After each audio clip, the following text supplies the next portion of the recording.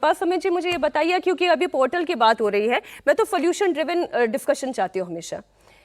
Portal save हो सकते हैं और सेफ बनाए जा सकते हैं, तो क्या इस पर सीबीएसई काम कर रही है या नहीं कर पा रही है? वहां पे क्या क्या त्रुटियां हो रही है, मैं इसे पॉइंट आउट करना चाह रही हूँ। डेफिनेटली, जैसे अभी सिद्धार्थ जी ने बोला कि उन्होंने 6-7 एग्जाम या 10-12 एग्जाम पहले कराए हुए थे, सर्टिफिकेट मिला अप्रिशिएशन, और उसके बाद ऐसा हुआ। लेकिन जैसा हुआ है ना, इसने मुझे और डरा दिया कि इसका मतलब है कि जो पिछले 15-16 एग्जाम थे उसमें भी कुछ गड़बड़ियां हुई थी क्या?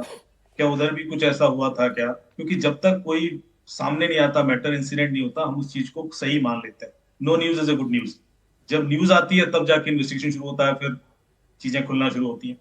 तो जिस कंपनी ने इतने सारे एग्जाम कर दिए, वो इतना बड़ा ब्लंडर कैसे कर सकती है कि एडब्ल्यूएस बकेट ओपन है?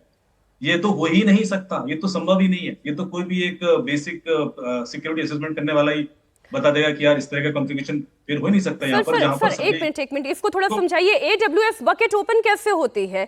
क्या ये ये जानबूझ करके जहां ओपन रह गई है या कुछ सिस्टम गलत कॉन्फ़िगरेशन हो गया इसलिए ओपन रह गई?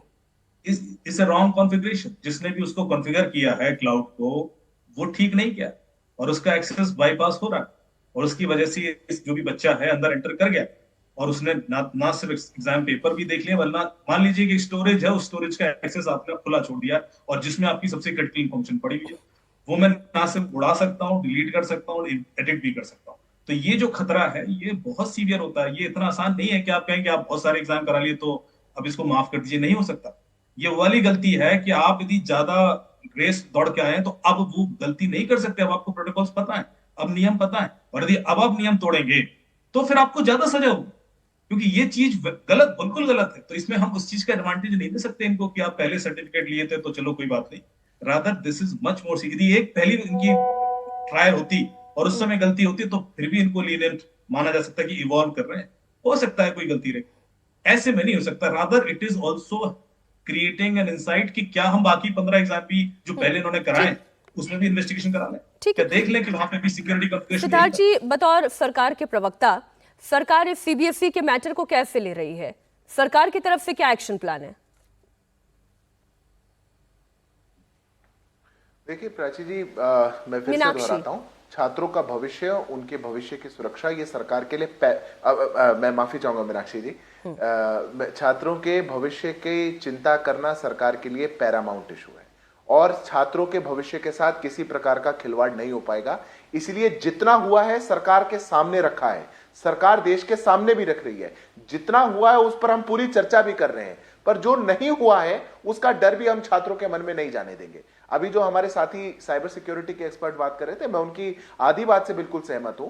इसमें जिस प्रकार की जो पहले भी परीक्षाएं हुई, मैंने तो उनकी लिस्ट गिनाई, वो परीक्षाएं हमने नहीं कराई, अलग अलग सरकार, अलग अलग पार्टी, अलग अलग प्रदेशों में वो सरकार करेगी।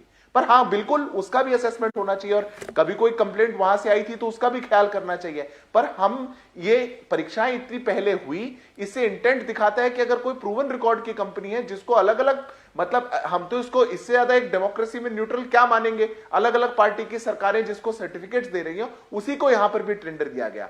पर हमने जैसे कहा कि एथिकल हैकर इसमें घुस गया, और एथिकल हैकर ने घुसकर हमको ये चीज हाईलाइट करी, कोई आंसर शीट डिलीट नहीं करी गई है, किसी का रिकॉर्ड नहीं हटाया गया है। वो क्या कर सकता था छोड़िए, नहीं हुआ है।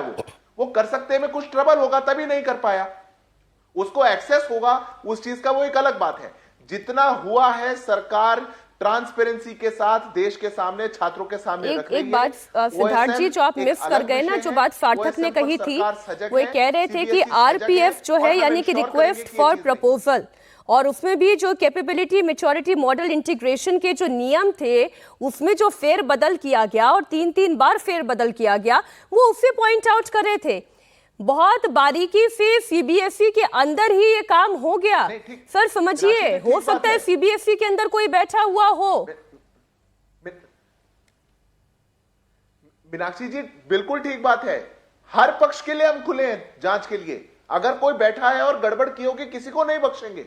कहां दो राय हैं?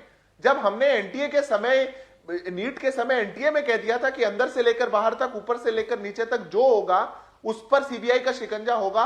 जांच हुई, 7 से ऊपर अरेस्ट हुए, सब अंदर के लोग पाए गए, तो यहां क्यों छोड़ा जाएगा?